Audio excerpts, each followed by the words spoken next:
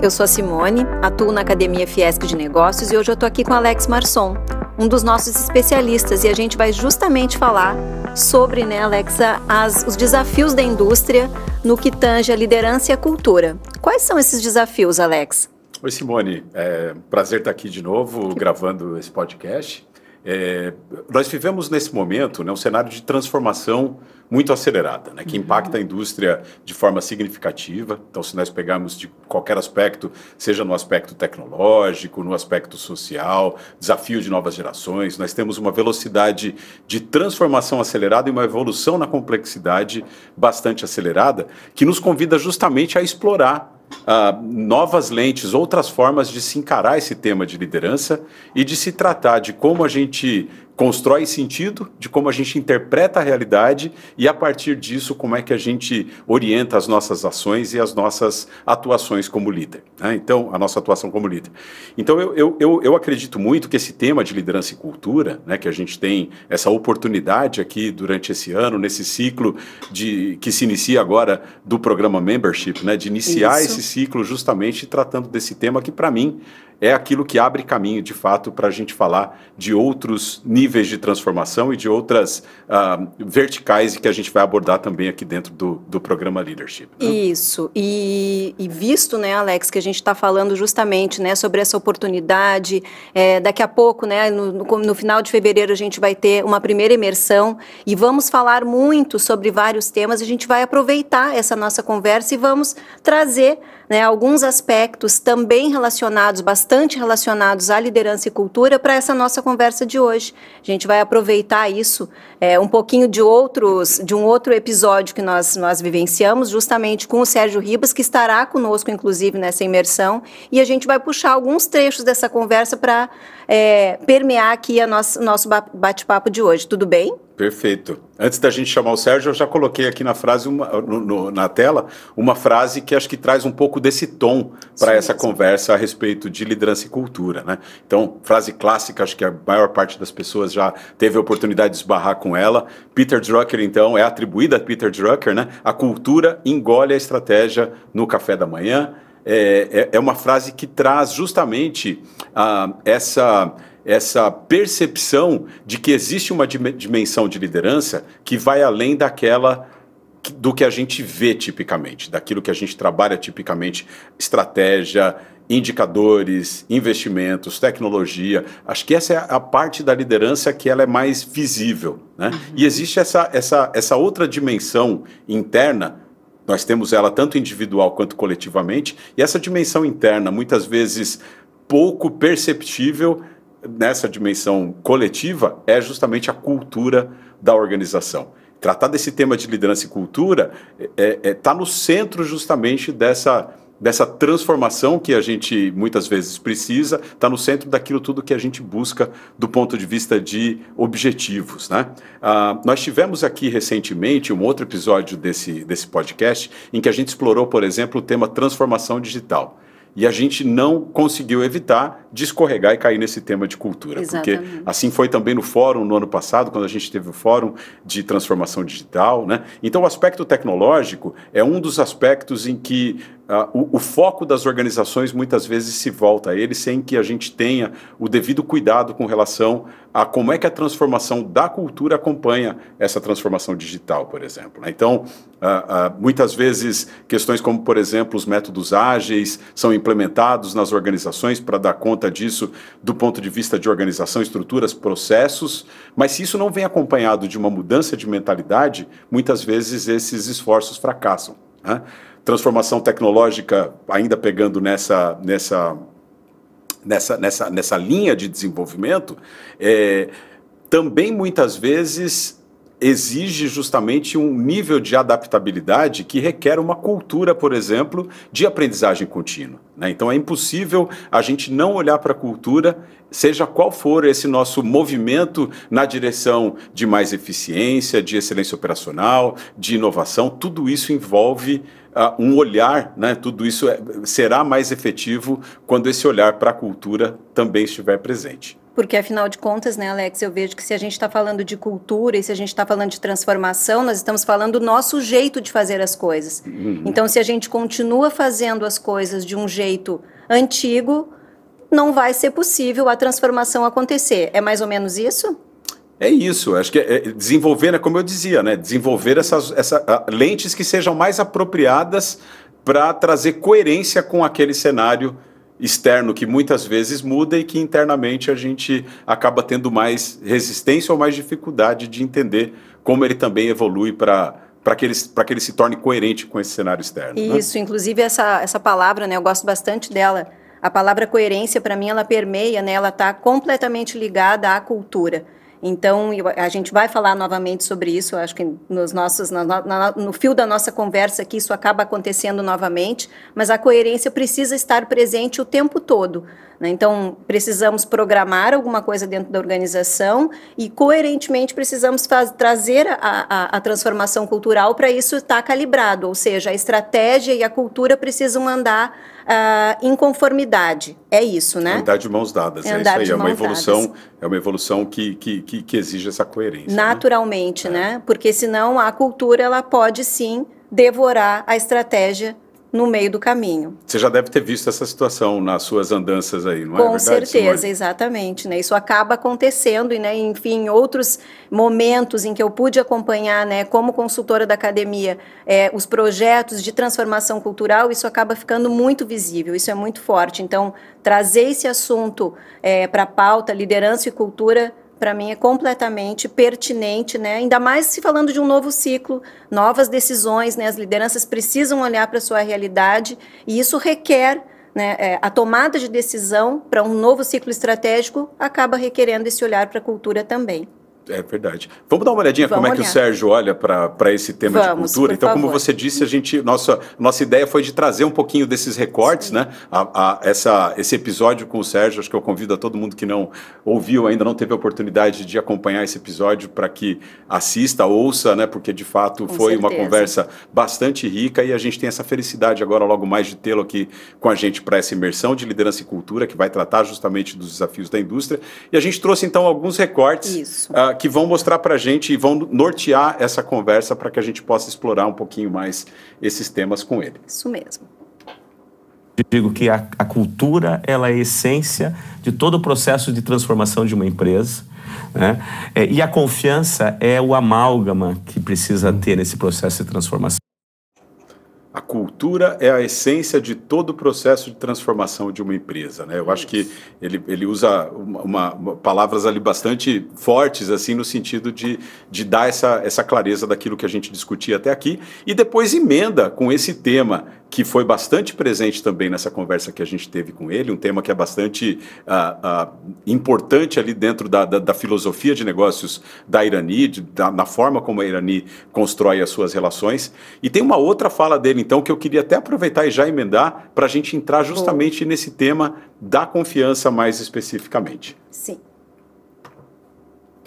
Se eu pudesse resumir, é a cultura, é a ética da confiança prevalecendo, é o foco nas relações, em relações estáveis e na construção do valor, porque a relação, quanto mais longa, melhor, né? Quanto mais longa você começa, se vive problemas juntos, né? Então, você tem um problema com o cliente, normalmente é um momento precioso, porque a forma como se resolve o problema fala muito mais de você do que muitas vezes no momento que você está com tudo ocorrendo de uma forma tranquila. Então, se eu pudesse resumir, é a cultura, é a ética da confiança prevalecendo, né? Ou seja, dois temas bastante importantes, aparentemente, na agenda do Sérgio com relação à condução dos negócios lá na Irani, né? Tem uma frase que eu não sei a quem ela é atribuída, ela aparece com várias pessoas citando essa frase e me parece um fato bastante claro, né? Que diz o seguinte: a confiança é a moeda de troca da nova economia. Né? Quer dizer, o mundo em que a gente vive hoje, né, quando de novo a gente aceita esse convite para interpretar a realidade com novas lentes, eu acho que fica muito claro, de fato, que o tamanho da potência da confiança dentro das relações de negócios hoje, que são mais colaborativas, que são mais transparentes, que são onde isso tudo se torna realmente muito mais relevante, né? Como é que você enxerga isso, Simone? Então, porque no fim do dia, né, Alex, o que vale, na verdade, são as relações, né? E construir relações, eu gosto muito quando ele fala, né, que é a consistência, é a constância, é a construção mesmo de uma relação de confiança. E o peso que isso tem para a construção de valor e para a construção da transformação dentro da organização. Então, eu sei que tu deve ter aí também nos teus... né, nas tuas anotações, alguns dados, inclusive, importantes sobre, né, como é que isso pesa dentro da organização. Então, queria ver contigo se tu tens alguma coisa sobre isso e, na tua experiência, como é que foi para ti construir uma relação de confiança com o teu time também dentro da organização onde tu atuou por tanto tempo? Porque sempre me vem à mente também os comos, né? Porque nós sabemos o que é necessário de uma forma geral. Eu acredito que as lideranças elas saibam sobre o que é importante falar e trazer e constituir, mas como que a gente alcança esses patamares, por exemplo, de uma construção de relação de confiança entre as pessoas na organização? Legal, Simone. Você falou de dados, né? Eu trouxe aqui, na verdade, algumas informações ali que vieram de um estudo, que vem de um estudo da Harvard Business Review, né? Então publicado na Harvard Business Review, que é intitulado A Neurociência da Confiança, né?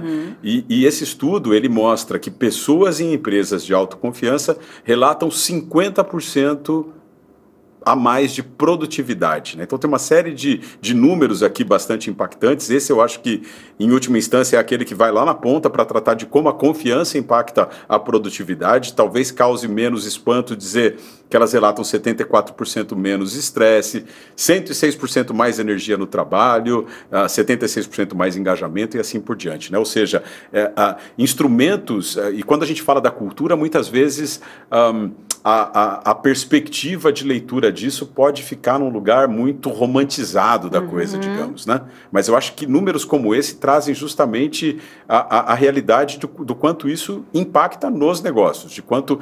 Quando o Sérgio fala, por exemplo, coloca toda essa ênfase, né, na cultura, nos relacionamentos, na confiança, que são pilares extremamente claros nessa conversa que nós tivemos com ele, no final das contas, ele está falando também de como é que essa empresa gera resultado a partir dessas coisas, e números como esse acho que trazem bastante essa perspectiva. E que isso, de fato, é execuível, é possível. É possível, sem dúvida. É possível, né?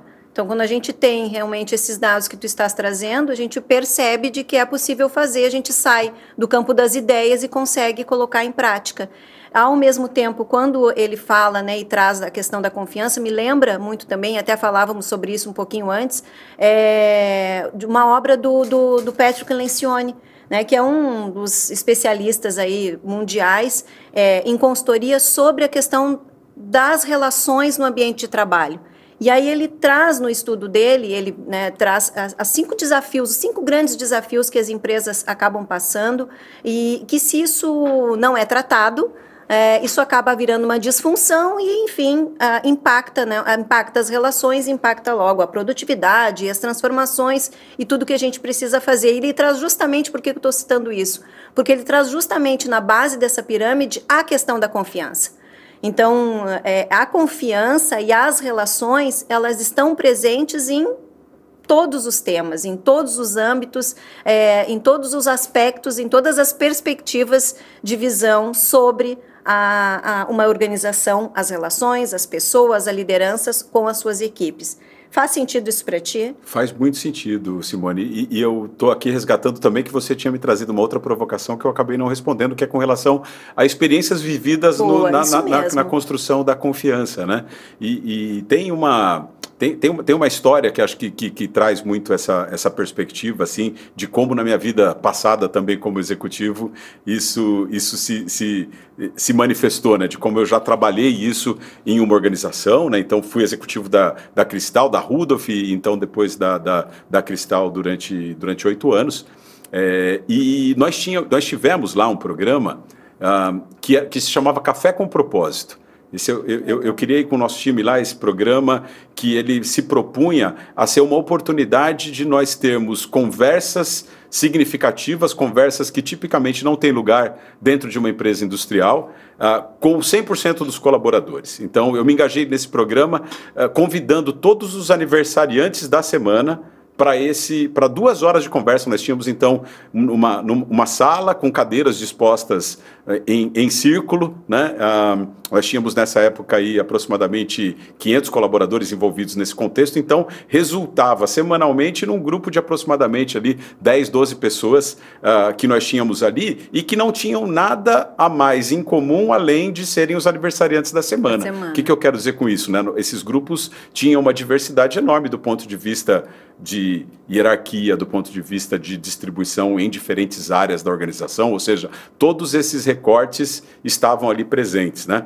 E nós criamos uma metodologia estruturada para como conduzir isso, mas com uma estrutura leve que permitia justamente que nós alcançássemos as conversas que importam ali, né? E nós tivemos, assim, acho que nessa ocasião, nesse sentido de construção de confiança, de construção de empatia, de nos percebermos de fato num espaço de mais autenticidade, experiências que foram bastante transformadoras. Então isso passava, por exemplo, por uma pessoa que trabalhava na produção e que passava todos os dias na frente do escritório e via uma determinada pessoa lá, por exemplo, né, um dos casos citados, ela via essa pessoa dentro do escritório trabalhando lá no ar-condicionado e olhava para aquilo com um afastamento de dizer, olha, enquanto eu estou lá, né, labutando naquelas condições, tem gente aí se dando bem, né? E quantas vezes a gente não tem, né, é inerente tipo do ser humano ter esse tipo de pensamento, né? E ele se dissolve, acho, de uma forma muito significativa quando a gente, de fato, tem a oportunidade de se conectar com o outro e perceber que ali também tem uma pessoa que tem os seus dramas, as suas necessidades, questões, né? As suas questões, né? E eu cito esse caso porque justamente esse caso foi relatado por essa pessoa que passava ali, depois de ouvir dessa outra pessoa que estava comodamente todos os dias ali no escritório, ouvir essa pessoa numa dessas rodas contando histórias de quando ela estava na faculdade e ela fazia trabalhos de faxina, fazia, né, para poder sustentar a faculdade, e ela contou todas essas histórias assim de uma forma muito profunda e isso foi muito impactante para essa outra pessoa e gera vínculos de fato que são transformadores do ponto de vista de se olhar para questões culturais dentro de organizações, por exemplo, né? Ou seja, em uma medida bastante importante que impacta o mundo do trabalho, somos gente como a gente, né? Temos uma condição de igualdade no dia a dia do trabalho, ou seja, esse tipo de ação, ela acaba aproximando, como tu acabou de falar, gerando esses vínculos que fortalecem, né, a nossa relação e que, com certeza, facilitam o dia a dia das organizações.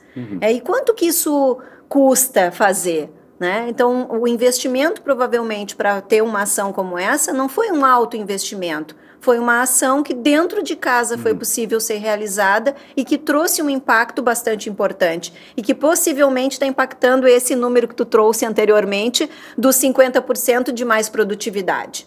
Sim, nesse caso passou, acho que a principal decisão ali foi justamente uma escolha minha naquela ocasião como CEO de dedicar 2 horas por semana a esse programa, né? Eu acho que assim, dependendo, voltando àquele tema, né, das lentes, de como é que a gente interpreta a realidade e age sobre ela. Sim. Eu acho que na ótica, na ótica tradicional, digamos, no mundo dos negócios, né, o CEO de uma organização talvez não devesse ter espaço na agenda para isso. Né? Então é uma escolha consciente de se dedicar a algo quando você percebe que aquilo importa.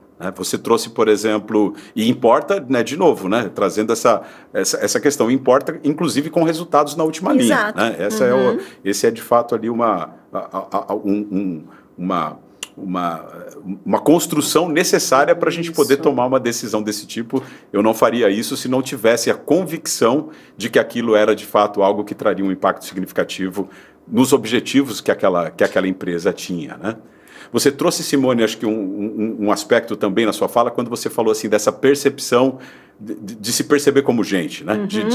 De perceber, e nós ouvimos isso muito do Sérgio também nesse episódio, né? De como é importante justamente a gente olhar para as pessoas, né? Que em cada grupo de stakeholders, seja entre os nossos colaboradores, nossos clientes, nossos fornecedores, a gente está interagindo sempre com pessoas. E por mais óbvio que isso pareça, às vezes isso não é levado em consideração na forma como nós decidimos organizar os nossos negócios. Eu fiz uma pergunta para o Sérgio nesse podcast, a gente não trouxe o recorte dela aqui, mas acho que é relevante da gente comentar nesse contexto, com relação ao home office, né? Então nós tivemos ali, a pandemia trouxe descobrimos essa modalidade com a pandemia, percebemos uma série de benefícios que existiam nessa modalidade também, e muitas empresas decidiram adotar isso como um procedimento padrão, como uma nova forma de se organizar, né? E eu perguntei para o Sérgio, né, como é que eles estavam vendo isso, porque a gente percebe nesse momento que muitas empresas estão voltando atrás com relação a isso, né? E sem querer fazer uma crítica com relação a quem está voltando atrás, porque as circunstâncias podem ser muito diversas, mas pegando especificamente nesse ponto de como nós muitas vezes enxergamos o indivíduo profissional separado do indivíduo pessoa, né?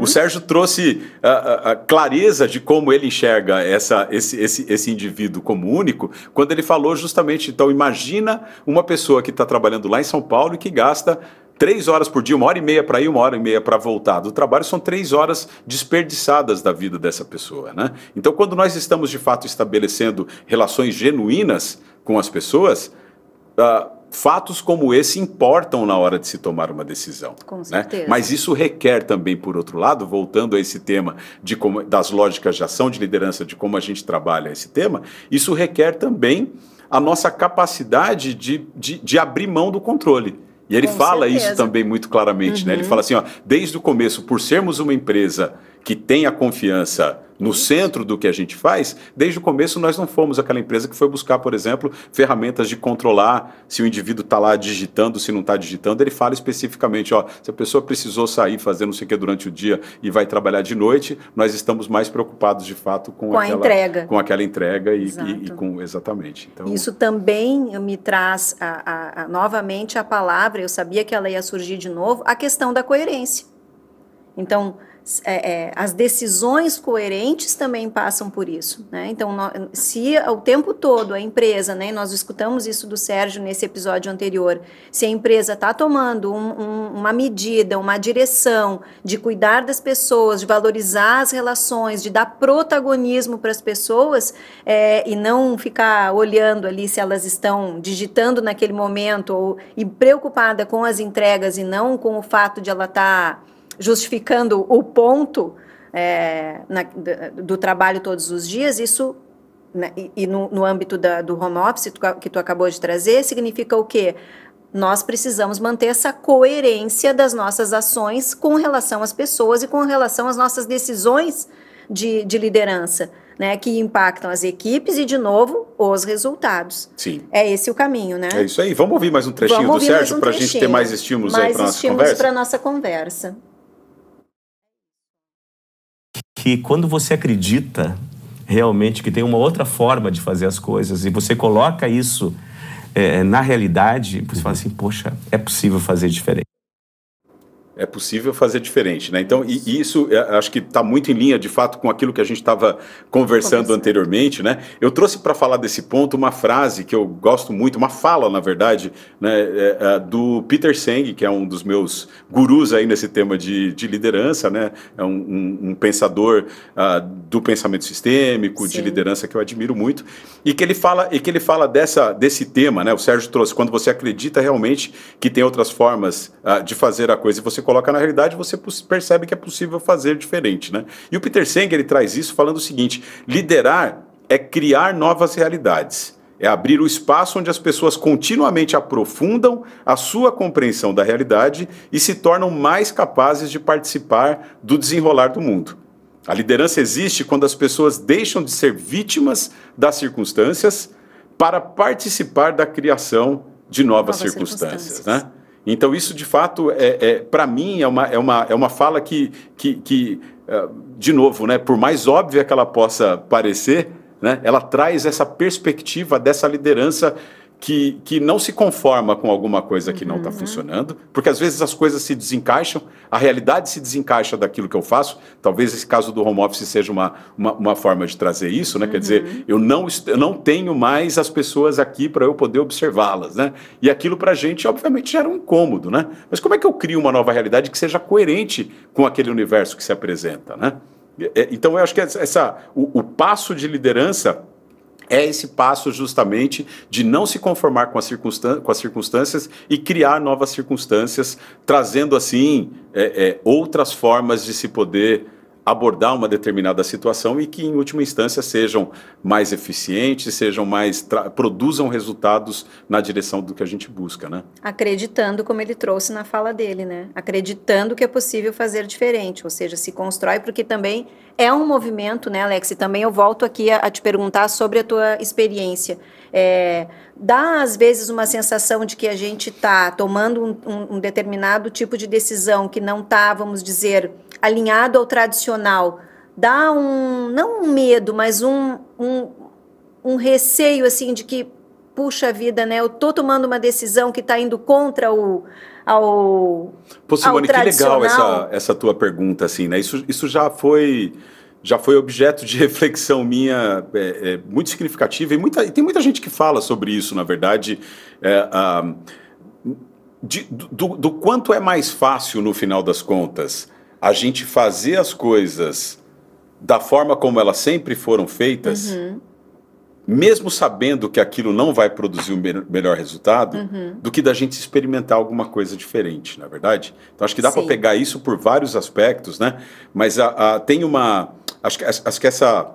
Eu exploro bastante essa coisa também do termo da palavra coragem, né? Isso. Coragem, acho que você já me ouviu falando disso. Coragem tem a ver, o core do coração. No latim, no francês, ali, quer, né? Coragem, agir com o coração, né? Eu acho que esse passo, a liderança, ela requer esse passo de coragem. De que a gente precisa, de fato, alcançar uma profundidade com relação àquilo que a gente propõe, com relação àquilo que a gente leva ao mundo, que vá além daquilo que é o que é esperado de nós dentro de uma cartilha que já foi escrita. Né? Porque aquela cartilha que já foi escrita, aquilo tudo que a gente aprende no MBA, são coisas que foram desenvolvidas em um mundo que não existe mais. Sim. Né? Eu não vou lembrar da frase toda, mas eu ouvi uma vez, é muito impactante, essa noção de que o mundo é dos aprendizes, né? Porque os sabedores, eles são especialistas de um mundo que não existe mais. Que não existe, com certeza. Né? E para a gente aprender, a gente precisa experimentar. Né? Para a gente criar novas circunstâncias, a gente precisa criar novas ferramentas, a gente precisa criar novos olhares, novas formas de agir, novas lógicas de ação, nesse termo que a gente usa, por exemplo, no modelo que a gente utiliza aqui para as nossas formações de liderança, das lógicas de ação, né? de como a gente, ao longo da nossa vida, né? Desde o nosso desenvolvimento como crianças, adolescentes, até a vida adulta, e durante e depois a vida adulta, de como a gente evolui essas lógicas de ação, de como a gente emprega diferentes lógicas de ação para diferentes contextos. Né? E essas lógicas de ação, quando a gente alcança lógicas de ação mais avançadas, a gente vai colocar em jogo justamente aquilo que faz sentido, independentemente de ser ou não aquilo que está na cartilha. Entendi. Né? Então, acho que esse é um ponto fundamental, porque é muito mais fácil a gente poder, por exemplo, se defender com relação a alguma coisa que não dá certa, confirmando que a gente fez aquilo que a cartilha dizia. Ora, se eu estou empregando alguma coisa que reflete o estado da arte do que eu aprendi no MBA com relação a como se trata um determinado tema, como se toma uma determinada decisão, se aquela decisão se mostra incorreta com o tempo, eu estou apoiado naquilo de falar, olha, eu fiz o que qualquer executivo teria feito. É óbvio que é muito mais difícil a gente se defender, nesse caso, da gente ter tomado uma decisão com base em outros fatores que não seriam os óbvios, né? Sim. E te escutando, ainda, se tu me permite, eu vou aqui te fazer mais uma perguntinha sobre isso, porque é meio solitária essa posição, dessa tomada de decisão, dessa coragem para agir de uma forma não tradicional. E como que, ou o que tu precisou fazer, quais foram as tuas medidas para sensibilizar as outras pessoas que estavam ao teu redor e que também precisavam embarcar contigo nessas decisões não tão tradicionais? Eu acho que essa questão do universo de liderança ser solitário, né? Isso tem muito... Acho que é uma verdade muito que está muito dita, né? De fato, nós ouvimos muito isso como uma realidade, né? O universo de liderança é solitário, a posição do CEO é solitária porque ele não tem com quem compartilhar. Mas eu acho que isso, no final das contas, parte justamente de um modelo mental onde esse topo da pirâmide é solitário porque ele é estreito demais. Sim. Né? Eu acho que quando a gente se abre a outras lógicas, a outras formas de se construir, essa questão até mesmo, por exemplo, de como a organização, as estruturas e organizações de sistemas nas organizações, quando a gente se abre, por exemplo, para uma realidade que está muito mais voltada à cocriação, que está muito mais voltada, de fato, a incorporar múltiplas perspectivas em qualquer coisa que a gente faz, e não se trata, obviamente, da gente voltar para a empresa agora e chamar todos os colaboradores para decidir tudo, mas esse universo solitário ele não existe nesse lugar em que a gente está trabalhando, incorporando as diferentes perspectivas. Né? O universo solitário é um universo que... traria como pressuposto uma falta de transparência, uma falta de colaboração. Então, eu acho que... eu não digo que ele não existe, tem uma série de questões que, obviamente, vão cair nessa situação de dificuldade, de fato, e tem uma parte solitária disso tudo, né? Tá. Mas eu diria que a gente... de que é possível a gente eliminar boa parte dessa zona solitária com essa abertura, de fato, a modelos mais colaborativos. Que bom.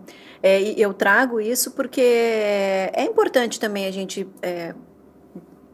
preparar as nossas lideranças, né, que possivelmente que estarão conosco aqui nos nossos próximos bate-papos, nos nossos encontros aqui da academia também, porque essa é uma realidade e é uma necessidade de novos olhares, enfim. Então, acho que é importante a gente trazer isso também, não para acalmar, mas para dizer assim, não precisa ser solitário, tem muita gente pensando diferente e que isso pode ter resultado, isso traz resultado para dentro da organização. Claro que talvez num tempo, isso também me faz pensar, né? Será que esse tempo da mudança, né, quando a gente está numa vertente de decisão, de ação mais tradicional, ela é igual ao tempo da mudança de coisas mais disruptivas? Entende qual é o tempo que a gente leva para trazer, para alcançar os resultados que falarão por nós, que poderão comprovar que nós tomamos decisões corretas naquele momento? Não sei se eu consegui chegar onde eu queria nessa pergunta contigo. Eu tenho dificuldade de atribuir implicações de tempo. Em um caso ou em outro, né? Como é que tu trarias essa visão sobre esse... dá para esperar ou ou vou ser engolido pela pressão do mercado e vou desistir e vou seguir a cartilha? Acho que essa questão de tempo tem algumas coisas que acho que daria... Primeiro, eu acho que assim, né, o tempo é uma das variáveis que está em jogo. Tá. Né? Obviamente, assim, eu não quero acelerar resultados ruins, por exemplo. Né? Isso. Então, se o resultado da minha ação ele não é convergente com o meu objetivo e ele for rápido, ele não me ajudou em nada. No contrário, né, ele me atrapalhou. Né? Então, assim, eu acho que é impossível... isolar essa questão do tempo como uma variável impactada por uma forma A ou B de se tomar uma decisão. Entendi. Né? Eu vejo a questão do tempo, por exemplo, muito associado também, e talvez esse seja um aspecto que você gostaria de puxar também com essa pergunta, que é esse tempo da tomada de decisão. Né? Porque muitas vezes a gente tem uma situação de um certo imediatismo. Nós vivemos uma situação de imediatismo nas coisas, né? De que a gente, em uma mentalidade que tipicamente é muito binária, é o certo ou errado, é isso ou aquilo, né? E muito com esse ou muito presente nas coisas, a gente hoje é um fenômeno social de que a gente precisa se posicionar de um lado ou de outro muito rapidamente, com poucas informações, né? E tem uma série de coisas boas a respeito disso a serem exploradas do ponto de vista de se utilizar outras inteligências, inteligência sensível, intuição, tem uma série de coisas envolvidas nisso que poderiam abrir capítulos à parte aqui. Mas no final das contas, acho que um tema muito importante é justamente aquele do quanto que a gente traz ou se nós temos trazido suficiente reflexão e aprofundamento para entender os impactos sistêmicos de decisões que a gente toma. Boa. Então, acho que esse é um fator que talvez, nessa perspectiva de tempo, é um fator que me parece bastante relevante, né? Porque acelerar alguma coisa nesse momento em que né, quando a gente fala, por exemplo, desse contexto que a gente trouxe, da crescente complexidade que a gente tem no ambiente. Isso. A complexidade crescente, ela já traz, por natureza, uma menor capacidade nossa de entender relações de causa e efeito dentro desses sistemas onde a gente atua. Então, eu, como líder organizacional, eu tenho cada vez mais dificuldade em saber como é que funciona cada um dos meus botões organizacionais aqui e que efeito que eles vão trazer para mim ali na frente. Então, tomar esse tempo, muitas vezes, de se ter uma suficiente compreensão de algo, através de outras inteligências, através de uma escuta mais profunda, através de um aprofundamento de compreensão sistêmica de uma determinada questão, ele pode ser um tempo muito útil com relação à colheita de resultados, porque não só ele pode, no final das contas, acelerar resultados, como ele pode gerar resultados que não seriam gerados se eu não tomasse esse cuidado, né? Eu acho que durante muito tempo a gente falou disso, por exemplo, nas organizações, com relação ao planejamento. Boa. É importante a gente tomar tempo para planejar antes de executar. Sim. Né? E acho que vale a mesma coisa com relação a essa questão de tomada de decisão. O que não quer dizer que eu estou propondo aqui que a gente tenha organizações lentas, organizações, né? É realmente assim, como é que a gente pode desacelerar para ir mais rápido. Isso mesmo. Muito obrigada. Eu penso que é justamente esse enfoque de tempo que eu queria trazer, porque eu sinto que existe uma pressão, eu percebo isso, né, nas organizações como um todo, essa aceleração, mas o quanto nós estamos conseguindo aprofundar nas questões, e não é porque, também não quero dizer que porque vamos destinar tempo, que ele tem que ser um tempo longo. Pode ser que a gente tenha vários mecanismos que nos permitam esse aprofundamento num tempo, efetivamente, o tempo do relógio menor, porém sem perder a profundidade. Eu penso que o ponto principal do que tu estás trazendo é isso, é essa necessidade da gente destinar tempo para conseguir aprofundar as questões e não acelerá-las para já buscando um resultado imediato. Acho que esse é um... Maravilha, perfeito. Eu acho que esse é um caminho. Vamos com o Sérgio mais um pouco? Vamos com o Sérgio então, mais um pouco. Relação de valor. Sim. E a hora que você começa a explicar o que quer dizer uma relação de valor, para alguém que está lá no chão de fábrica, você traz elementos, muitas vezes, que você não teria oportunidade de falar com ele. Sim. Sobre confiança, sobre espaço de cumplicidade que se tem em toda a relação, e que aquele espaço de cumplicidade ele tem que ser cuidado, né, por cada um que participa da relação. Então, assim, ele propicia, e o CEO tem um papel fundamental nesse aspecto. Porque o CEO ele acaba sendo a voz da empresa, né, para transmitir essa intenção estratégica. Eu vejo que é o tempo atuando aqui. E essa última parte da fala dele, acho que é bastante importante. Ele traz muito esse contexto de relações, né? Isso é algo muito vivo, né? Para Irani, claramente, nas palavras do Sérgio, né? E também um outro aspecto no finalzinho da fala dele que eu peguei agora com relação a essa coisa do papel do CEO, né? E o papel do líder de forma geral, né? Nessa questão de cultura. Os líderes de uma organização forjam a cultura. Com certeza. Não é?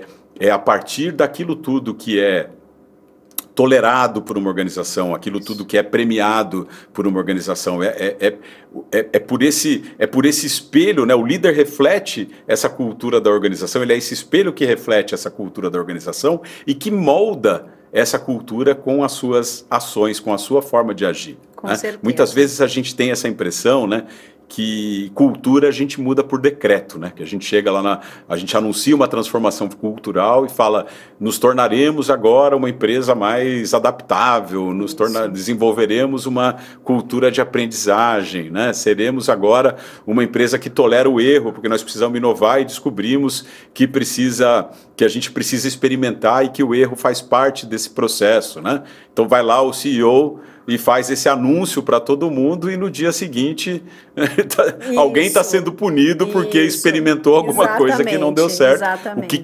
O que vai ficar disso tudo do ponto de vista de como essa cultura se molda, né? Certamente não serão aquelas palavras, né? Então olhar para o papel da liderança nesse contexto mais amplo é algo também fundamental que a gente traz muito aqui para essa nossa perspectiva de liderança, né? Com certeza, é o nosso jeito de fazer, a nossa coerência em fazer, o que planejamos, como nos comportamos, então, e dentro e fora da organização, quer dizer, tudo fala sobre nós, né? Então, a cultura, efetivamente, ela vai muito além do slogan, do papel, dos vários quadros que a gente pode colocar aí pela organização, porque é isso, não se muda por decreto, né? Não é todo um material de comunicação ou o anúncio do CEO que vai fazer a virada de chave. É o dia a dia, né? A cultura está no ordinário, a cultura está no nosso dia a dia, em como fazemos as coisas, em como nos relacionamos uns com os outros todos os dias. Isso é que constrói, né, a cultura e o nosso jeito de fazer. Eu acredito e acho que é nesse caminho que a gente está construindo essa conversa aqui. E é isso que vai aparecer muito, né, em toda a nossa trajetória aí de liderança e cultura na Academia de Negócios. É isso, Marçom? É isso aí. E é claro, né, Simone, que não se trata, portanto, de dizer que não seja efetiva um processo intencional de transformação cultural. Com certeza. Né? Quer dizer, eu acho que essa questão da intenção, ela é muito importante, né? Citando novamente lá a empresa onde eu tive a minha última experiência como executivo, nós tivemos em 2019 um processo anunciado de transformação cultural. Em novembro de 2019, nós chamamos todos os colaboradores num sábado para um evento durante o dia todo, onde a gente trouxe o que a gente chamou de transformação cultural guiada por um propósito. Isso. Então nós tínhamos lá, né, a nossa declaração de propósito, que foi algo que eu trabalhei durante anos com vários grupos de stakeholders para a gente construir aquela declaração de propósito que falava em inspirar e desenvolver pessoas para a excelência. Essa declaração de propósito ela foi levada nesse evento para esse grande público e a partir dali nós nos engajamos nessa transformação cultural orientada a isso. E você veja só a potência disso, né? Alguns meses depois, eu estou falando de novembro de 2019, você lembra o que aconteceu alguns meses depois, certeza. Né? Chegou a pandemia. E foi o momento onde isso foi colocado à prova. Tudo aquilo que a gente tinha acabado de anunciar, aquele movimento todo que estava extremamente vivo do ponto de vista de como nós nos conectamos de uma forma diferente a partir daquele movimento, foi a forma que a pandemia nos encontrou, né? na linha do tempo, né? E o que isso fez com que a gente tivesse uma postura completamente diferente daquela que teríamos se não fosse aquele movimento recente que tínhamos feito, ou aquele movimento que estava vivo, né? Talvez ele não fosse recente, mas ele estando vivo, ele nos colocou em um lugar onde nós tivemos a coragem de novo, né? E olhando hoje eu vejo que realmente foi um grau de coragem, foi uma coragem corajosa. E eu consegui a aprovação do conselho da empresa naquela ocasião, nos primeiros dias ali de pandemia, para que nós fizéssemos um anúncio a todos os colaboradores de que nós não demitiríamos ninguém.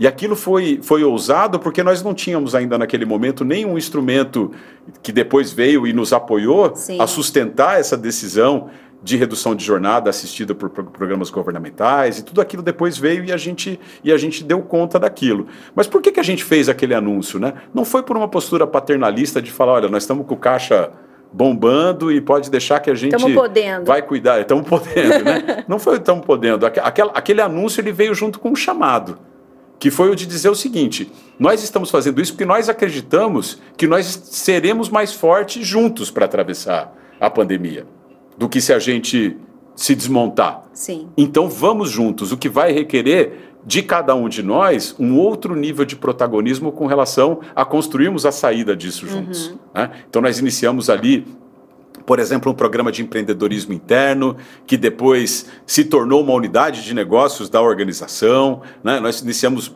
programas e iniciativas onde a gente fez com que todo mundo construísse essa saída juntos e apoiados também por aquilo tudo que veio depois. Né? Mas acho que é algo que não seria possível de ser sequer sugerido como uma alternativa. Sim. Se não fosse justamente aquele amálgama, como o Sérgio utilizou ali, da confiança e daquilo tudo que nós nos propusemos a fazer naquele momento como um movimento de transformação cultural. Com certeza, um movimento intencional e organizado. Sim. Né? O que se traz aqui nessa conversa também é sobre isso. Né? Então, é viva, a cultura é viva, mas ela não se muda por decreto, mas se muda com intenção. Então, esse querer, essa intenção, estava por trás de todas essas medidas, de todas essas ações. E claro que isso tudo suportado por uma base de confiança muito fortalecida. Porque se isso também não está presente, as pessoas ficam fragilizadas e elas podem não embarcar nisso, de corpo, espírito, mente e mãos, né? Elas podem entrar... A palavra que tu trouxe no começo da tua fala foi o engajamento. Então, o engajamento também passa por essa perspectiva da confiança. Sim. Se existe uma relação de confiança muito, muito fortalecida, eu provavelmente vou me engajar muito mais em qualquer movimento, e obviamente num movimento de transformação cultural, isso também vai acontecer. Sem dúvida. É isso, né? É isso aí. Isso. Mais uma do Sérgio? Mais uma do Sérgio, pra gente, vamos... Cultura de inovação. Agora, o ambiente de inovação, específico de inovação, ele tem que errar. Porque se não errar, não vai acertar. E o ambiente de inovação, a liderança para a inovação, ela tem que estimular que não haja interferências externas no próprio ambiente de inovação. Porque é muito fácil o CEO se apaixonar por uma ideia. E quando o CEO se apaixona por uma ideia, é a pior coisa que tem para a inovação. Porque quando ele se apaixona por uma ideia, as pessoas vão fazer aquilo que você quer. Só que muitas vezes não vai dar certo, né? Porque as pessoas não estão colocando toda a energia dela, aprofundando realmente para fazer algo que é a necessidade do mercado. Por isso que a inovação ela tem que basear sempre, isso é uma coisa que eu bato muito internamente, que ela tem que responder a um problema. A inovação é meio. A inovação é meio para você chegar numa solução de algum problema que ocorre, né? Dentro da empresa, ou para atender alguma demanda da sociedade, ou para atender uma nova tendência que está ocorrendo na humanidade, eu não sei, mas você tem que ter clareza do problema. O que o Sérgio traz tem muito a ver com a quem a organização está orientada, não é verdade? Uma organização orientada ao cliente, por exemplo, que é o que ele sugere como forma de inovar, né? Ela vai buscar mais eficiência, ela vai buscar melhores produtos, vai buscar melhores serviços e vai inovar resolvendo problemas de fato, né? Com certeza, com clareza desse problema, né? Exatamente. Então tem vários aspectos como esse que ele traz isso no contexto de inovação, mas que se aplicam a uma série de outros eixos de desenvolvimento de uma organização e que podem igualmente trazer esses vícios, né? De como muitas vezes a organização se volta ao stakeholder errado, digamos, né? Errado para aquilo. Né? Então nós temos muitas vezes essa ótica, por exemplo, do lucro como fim, né? E a gente vai buscar lá e falar, olha, essa organização está voltada a fazer lucro. A ótica que o Sérgio trouxe, inclusive nessa conversa aqui também, é a ótica do lucro aplaudido. Sim, né? merecido, aquela ótica da gente buscar justamente como é que eu gero valor para a sociedade, como é que eu gero valor para alguém, para um cliente, para que haja captura de valor também na forma de lucro para a organização, que é fundamental para que essa roda gire, né? Mas muitas vezes a gente se volta também nesse ponto específico que o Sérgio trouxe para o CEO, para o líder, para o dono, né? E tem uma história que eu acho que é incrível, assim, que me veio assim que eu ouvi essa fala do Sérgio, né? Que foi de uma visita que eu fiz para um museu uma vez e que deixou para mim muito claro o tamanho do pepino que a gente pode entrar quando a gente faz aquilo que o chefe está mandando, né? Quando uma organização, ou quando a gente tem, ou quando o tal do chefe, quando o líder, o CEO, ele tem essa perspectiva de que ele tem uma visão privilegiada, ele tem condições de decidir coisas sozinhos e opera naquela lógica do manda quem pode, obedece quem tem juízo, né? E esse museu é um museu que chama Vasa Museum, né? Vasa é o nome de um barco, esse museu fica lá em Estocolmo. Esse é um barco que foi construído, se não me engano, lá no século XIX. Então você tinha lá uma situação, tem toda essa história contada lá, e você tinha uma situação onde, naquele momento, essa questão das embarcações eram símbolos de status de diferentes coroas, de diferentes reinados que existiam ali entre os países nórdicos, né? E o rei da Suécia, ele ordena, então, que se construa essa embarcação mega, né? Aquela coisa megalomaníaca. Tenho que bombar Eu tenho que bombar, agora eu vou construir o barco que não vai deixar nada para ninguém. E ele contrata lá o principal engenheiro naval que ele tem lá e uma equipe incrível, todos os melhores construtores estão empregados na construção desse barco, e esse tal desse rei era um desses, né? Eu não sei se todos eles, mas talvez seja uma característica também dos reis, né? De serem centralizadores e tudo mais, e como ele queria alguma coisa megalomaníaca, ele cada vez ele chegava lá com novos requisitos. Agora vamos construir mais um andar com um salão de baile, eu não lembro exatamente quais eram as características, né? Bom, acelerando um pouquinho o resultado dessa história. Essa embarcação vai ao mar na Baía de Estocolmo, então ali no centro da cidade você tem essa baía. Fico imaginando tudo preparado para esse momento. Tem imagens, né, desse quadros ali nesse museu mostrando toda essa população de Estocolmo lá assistindo essa triunfal saída desse barco, e acho que o resultado já dá para imaginar pelo que eu estou falando, né? Esse barco não chega a sair da Baía de Estocolmo, ele afunda ali. Porque ninguém tinha coragem de dizer para o rei que aquilo não ia dar certo, né? Então, dizer para o rei, falar, olha, se a gente for fazer mais, esse negócio não vai dar, acho que nós chegamos num limite, né? O risco de ter a cabeça cortada por contrariar o rei era aparentemente tão grande que eles continuam essa construção, mesmo tendo evidências ali históricas também de que já se sabia que aquele negócio lá tinha tudo para dar errado. Com certeza. Né? Então, serviu para que a gente tivesse lá um belo do museu, que é, no final das contas, o resgate de todo esse museu, é o barco, né? Então esse barco ele foi resgatado ali do fundo dessa baía, foi todo restaurado, e é um monumento justamente um monumento à transformação cultural de organizações que ainda operam com essa mentalidade do líder como reizinho mandão. Ou seja, nem os melhores recursos, né, a melhor equipe foi suficiente se a gente não tem uma camada de relações adequadas para que esse tipo de chamada de atenção, vamos dizer, pudesse ocorrer. É isso, né? Você vê de novo, volta em relações, em confiança, volta em coisas como o que a gente vem explorando muito hoje no contexto das organizações, na questão da segurança psicológica. Exatamente. Né? Então, o quanto, é lógico que quando a gente olha, esse é de certa forma, uma caricatura. Sim. Né? Esse caso se torna uma caricatura daquilo que a gente vê. Né? Lógico que hoje, essas coisas muitas vezes se manifestam de forma mais sutil. Né? Quando a gente traz, por exemplo, a gente estava aqui agora estamos aqui falando de inovação, basicamente na fala do Sérgio, né? E nós sabemos o quanto inovação, por exemplo, é dependente de diversidade. Sim. De que nós precisamos de uma diversidade de opiniões, de perspectivas, para se construir soluções inovadoras robustas. Né?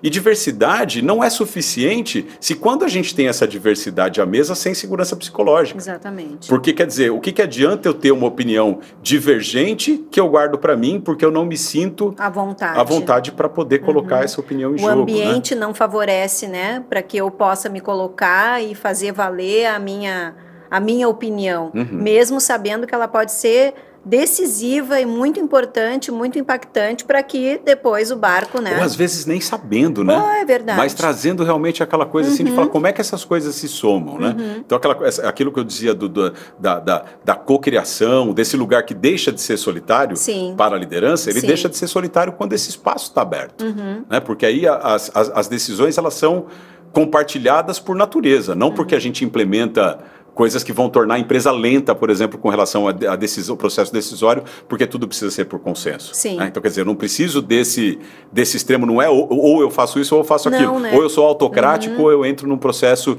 de lentidão e de...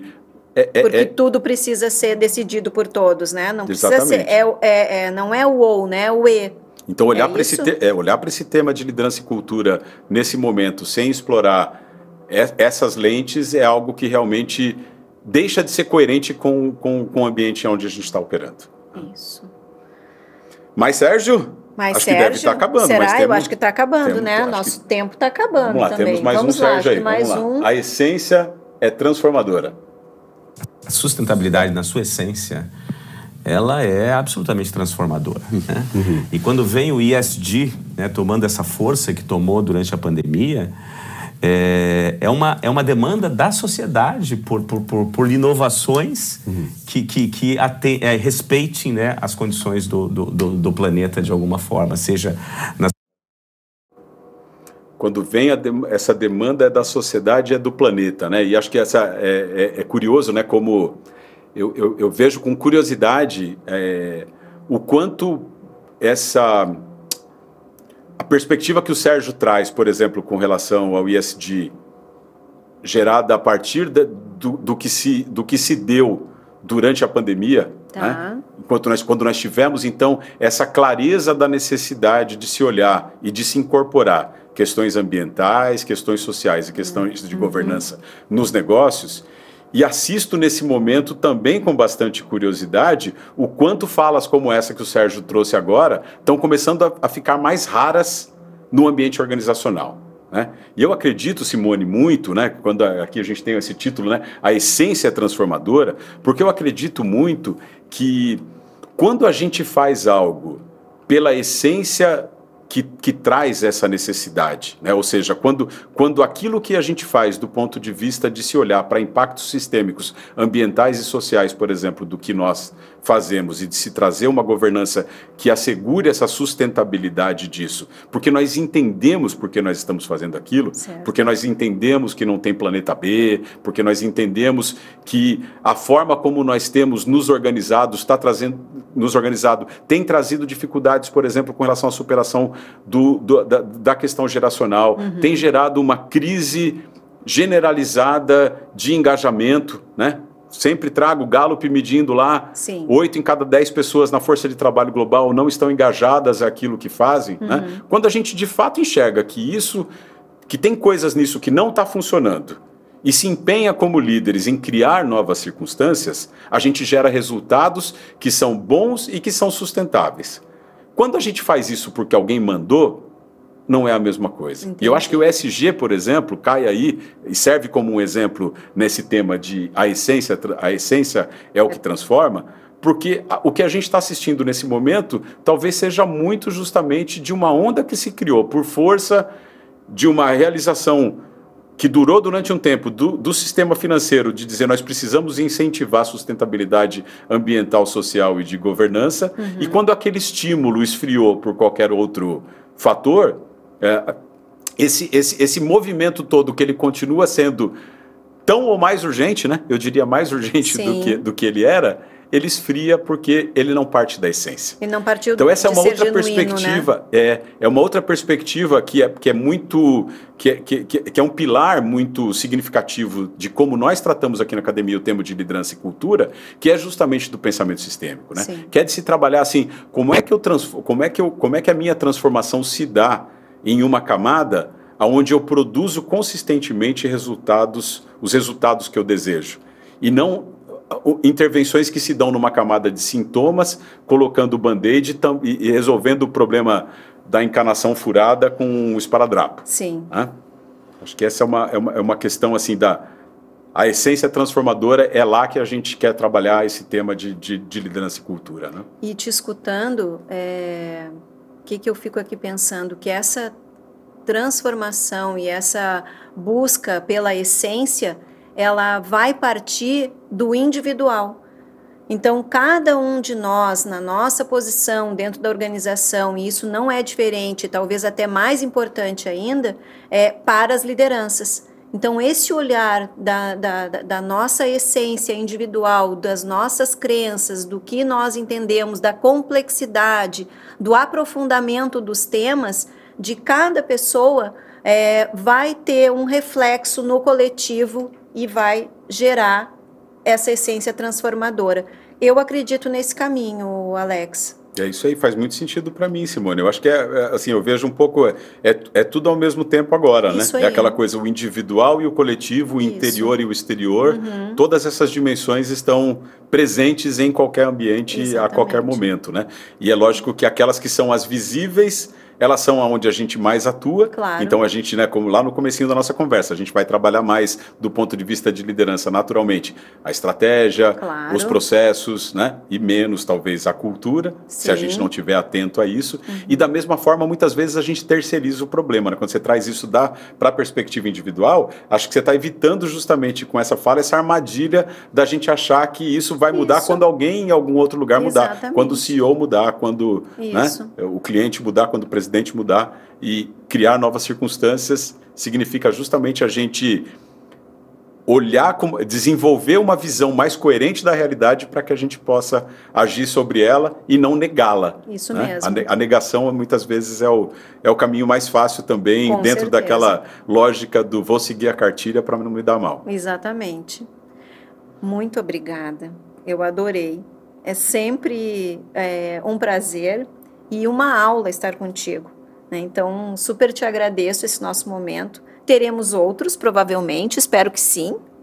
E o nosso convite é para que, a partir de agora, então a gente se prepare ainda mais para os momentos aqui de imersão aqui na academia. É um pouco disso também, Alex. Como é que tu estás para esse momento das imersões aqui na academia? Eu tô muito feliz, Simone, com essa oportunidade de ter, nesse tema de liderança e cultura, olhando para esse desafio das organizações industriais, catarinenses, particularmente nesse cenário aqui, nesse entorno onde nós atuamos na academia, de começar por isso, para mim, é justamente algo que traz um potencial muito significativo de que nós possamos colher resultados também com aquilo que vem pela frente, sim, por termos esse convite à reflexão no começo dessa jornada de como é que a gente vai encarar tudo isso que vem pela frente, né? Então, o programa Membership, além da trilha de liderança e cultura, que eu vou ter a oportunidade de trabalhar durante esse ciclo, vamos trabalhar também inteligência artificial, vamos trabalhar excelência operacional e vamos trabalhar inovação. Esses foram os 4 principais pilares que foram escolhidos, né, por toda a escuta que nós tivemos acerca desse programa, né? Mas começar por liderança e cultura, não só porque é o meu tema, mas eu acho que realmente abre espaço para que aquilo que a gente trate para frente seja tratado da forma como a gente falou lá, né? Na essência e não na casca. Quando a gente vai olhar para a inteligência artificial, por exemplo, é a mesma coisa, né? Inteligência artificial transforma muito significativamente tudo aquilo que a gente faz. Isso vale para as nossas organizações, vale para a gente como pessoas, né? Nós olhamos para a tecnologia, muitas vezes, como ferramenta. E a tecnologia é isso, ela também é uma ferramenta. Ela melhora processos, ela traz... E trazer a inteligência artificial para as nossas organizações em todas as aplicações possíveis, né? É algo fundamental para a gente não ficar para trás. Né? Isso vale também para nós como indivíduos, não é verdade? Mas, ao mesmo tempo, é muito importante, quando a gente olha para a essência, a gente percebe isso, perceber também como ela nos molda. A tecnologia, qualquer que seja ao longo da história, ela tem essa capacidade, ela tem essa via de mão dupla. Ela nos reflete porque ela foi criada a partir de necessidades que nós tínhamos no ambiente, foi criada a partir de um desejo de fazer alguma coisa melhor ou de se percorrer um determinado caminho. Desde quando nós inventamos um arado lá atrás e nos fixamos, deixamos de ser caçadores-coletores para nos fixarmos e poder plantar e colher e isso tudo, aquela tecnologia, ela nos ajudou como ferramenta e, ao mesmo tempo, ela nos moldou como seres humanos. Né? Imagina o que vai acontecer com a inteligência artificial, que não é só uma tecnologia, que não é só uma ferramenta, ela é um agente. Né? Nós temos ali realmente um tipo de tecnologia capaz de trazer resultados sistêmicos muito mais impactantes do que qualquer tecnologia que nos trouxe até aqui. É um outro tipo de relação, né? É um outro tipo de relação. E olhar para esse tema logo mais quando... Nossa segunda imersão vai ser de inteligência artificial. Né? E quem sabe os nossos líderes, nós todos estaremos com essas reflexões prévias mais preparados para olhar para isso também naquilo que transcende esse aspecto utilitário, da utilidade da inteligência artificial, mas olhando para como é que essa tecnologia também vai moldar a nossa organização, não só na eficiência, mas também na inovação, no desenvolvimento de novos negócios e de como as relações e a confiança, por exemplo, vai ganhar outras dimensões, outros aspectos a partir disso. Né? Muito interessante, muito necessário. Eu realmente, a partir da tua fala, eu me passo a ter confirma a minha certeza anterior de que esse é o caminho necessário. Então, a gente toma algumas medidas prévias para garantir, de novo, né, um processo de transformação e de crescimento, enfim, das relações e da própria empresa num outro patamar, numa outra condição. Então é isso, a gente agradece a cada um de vocês que acompanhou o episódio até aqui e esperamos até a próxima, é isso? É isso aí, muito obrigado. Então tá bom.